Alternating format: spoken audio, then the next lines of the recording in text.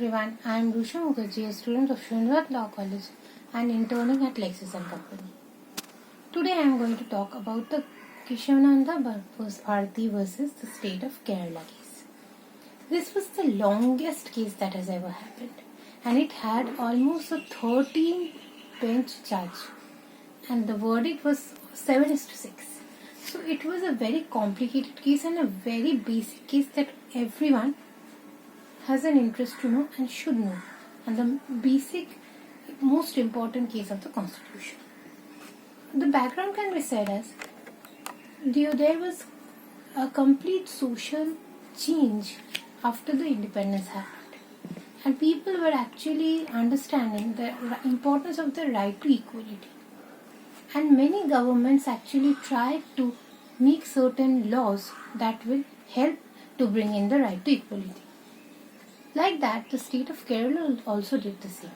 They made certain land reforms under the Land Reforms Act 1963 and told that the land laws have to be changed. Like they wanted to put a ban on the zamindari system, the land holding system has to be changed, like they wanted to curb the maximum land that a person can hold, the tenancy laws, and etc. That is being very short, we can say it actually tried to curb the property law rights of the people.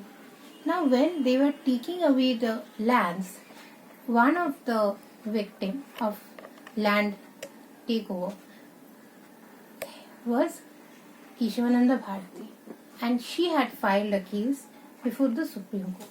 So here the Land Reforms Act was challenged.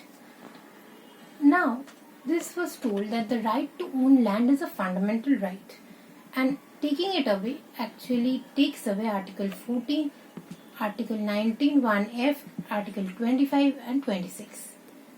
All these are violated. Maximum case that was happening at the time, that is, we can say the A.K. Gopalan and all these that had certain cases involving the rights, we could see two parties, that is the Supreme Court and the Parliament. The Supreme Court in the last case of Golaknath told that the Parliament cannot amend anyhow. They have to abide by some restrictions. Article 368 will not give them a complete right to do whatever they want with the Constitution. However, the Parliament tells that Article 368 gives unlimited powers to the Constitution. Now comes the 24th, 25th and 29th Amendment of the Constitution. The 24th Amendment says that the Parliament can make any change in the Constitution.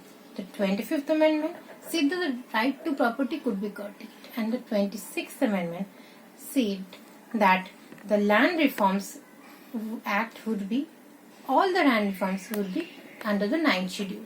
9th schedule is the schedule any laws under which cannot be challenged under court. The issue was, in this case was, can Parliament make laws regarding the fundamental rights, and if it can it make any laws that will infringe fundamental rights, to what extent? Now there was two sides of the petitioners and the respondents. The petitioners told that the power under Article 368 was limited, the fundamental rights are to protect citizens, and the 24th and the 29th Amendment Act was trying to infringe fundamental rights and so was not valid. And the respondents told that the Parliament has unlimited power under Article 368. Now comes the case of Golaknath versus State of Punjab. In that case, the law was made that no, the Parliament was not being able to make law without any restrictions. Now we will come to the fact that what was the result of this case. It held that the 24th Amendment Act was valid. But the second question comes, 25th and 29th Amendment, that is also valid. It told to what extent will we actually be able to influence the fundamental right? That was only to the extent that it does not violate the basic structure of the Constitution. If anyhow it was making its attempt to influence the basic structure, then this will not be a parliamentary right under Article 368. This law was made by the creativity power of the Supreme Court. This basic structure doctrine was made by the Supreme Court and it was declared on 24th April 1973. Now they did not give a very exhaustive list of the basic structure, but some of them were given, like the supremacy of the Constitution, the rule of law, the judicial review, federalism, all these things. And why is this case so important? This case is so important because till now it is told that the Parliament can make amendment under Article 368 of any part of the Constitution, and still the basic structure doctrine proposed by the Supreme Court in this Keshavananda Bharati is followed.